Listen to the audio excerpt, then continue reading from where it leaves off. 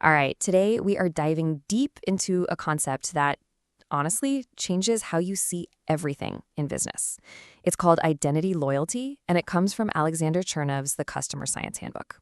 We're talking about why some brands have followers who are so devoted, it goes way beyond just liking a product. If you want to understand that ultimate, unbreakable customer connection, you are in exactly the right place. Let's get into it. So here's our game plan. First, we'll talk about why the usual kind of loyalty is, well, kind of fragile. Then we'll get into what identity loyalty actually is. We'll look at some huge wins and some epic fails. I'll give you a playbook for how to build it. And we'll finish up with the toughest choice a brand has to make. Okay, so let's start at the beginning. Most companies think they have loyal customers. But the truth is, a lot of that loyalty is built on a foundation that's more like a house of cards.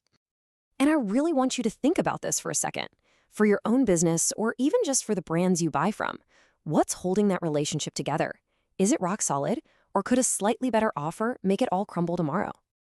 You see, most loyalty really boils down to one of these two things. On one hand, you've got functional loyalty. This is purely transactional. It's about price, convenience, it just works. But the second a cheaper, faster option comes along, poof, they're gone. Then you have emotional loyalty, which is better. It's based on good feelings, great experiences, but feelings, well, they can change. As Chernev points out, neither of these really creates that deep, lasting bond. But there is a better way. So, if the old ways are so fragile, what's the answer? This is where we get to the main event, the highest form of connection a brand can achieve: identity loyalty. Identity loyalty is what happens when a customer doesn't just use your brand, they are your brand. It becomes a piece of who they are, a part of their story. This is so powerful because it taps into some of the most basic human drivers we have: our need to express ourselves, our need to belong to a tribe, and our need to feel important. When your brand helps someone do that, that connection is practically unbreakable. Think of it like this loyalty ladder. At the very bottom, you have the functional stuff, what the product does. A step up from that is the emotional level, how it makes you feel. But the very top, the holy grail, is identity loyalty. It's about who the product helps you become. We're moving past the transaction and into transformation. Okay, theory is one thing, but let's see what this looks like in the real world. We're going to look at two legendary stories. One brand that absolutely nailed this idea and another that ignored it and paid a massive price. So picture this. It's the 1980s, and the state of Texas has a huge, expensive problem on its hands. They're spending $20 million a year. That's in 1980s money just to clean up trash on the highways. And all the typical boring slogans like "Keep Texas Beautiful" were doing absolutely nothing. Then they had a breakthrough, a total shift in strategy. They realized they needed to stop talking to everybody and start talking to the right body. They zeroed in on their target, young men who saw themselves as proud, tough, independent Texans.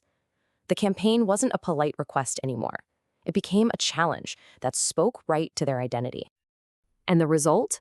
Just incredible. A 72% drop in highway litter. Why?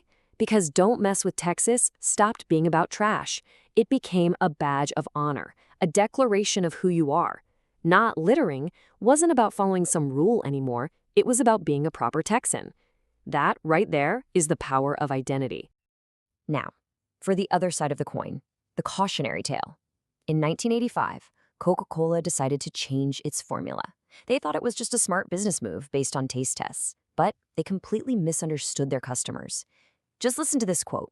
This person isn't talking about a beverage. They're talking about family, childhood, their life. Coke wasn't a product. It was part of their identity. So why did New Coke become one of the biggest business blunders of all time? Because the executives were stuck on the bottom rung of that loyalty ladder. They were thinking functionally, about taste. They completely missed that for millions of people, Coke was a cultural icon. It was a piece of America.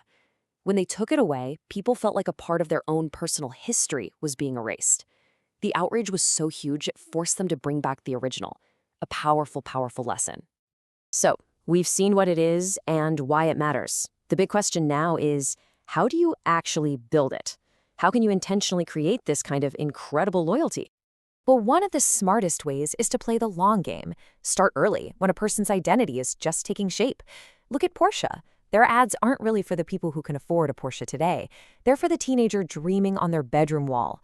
Or Real Madrid, making sure a baby's first outfit is a team onesie. They're weaving the brand into the fabric of a person's life decades before they ever become a paying customer.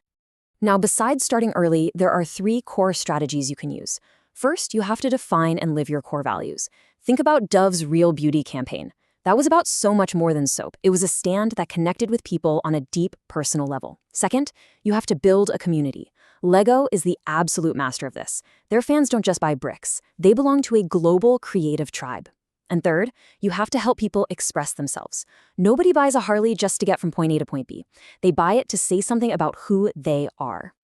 And this all leads to our final point. And I've got to say, this is probably the most difficult part of building an identity brand, because it's not about trying to get everyone to like you. It's about getting the right people to love you. And this is the paradox.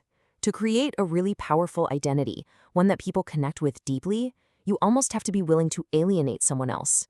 A brand that tries to be for everyone often ends up meaning nothing to anyone. It's a tough pill to swallow, but it's true. I mean, there is no better example of this than Nike's Believe in Something campaign with Colin Kaepernick. Talk about a divisive move. They knew it would cause controversy. They knew people would burn their shoes, but they also knew that for their core audience, taking that stand would forge a bond of loyalty that was stronger than ever. They were willing to take the short-term heat to cement that long-term identity connection. It was a gutsy and brilliant strategic choice.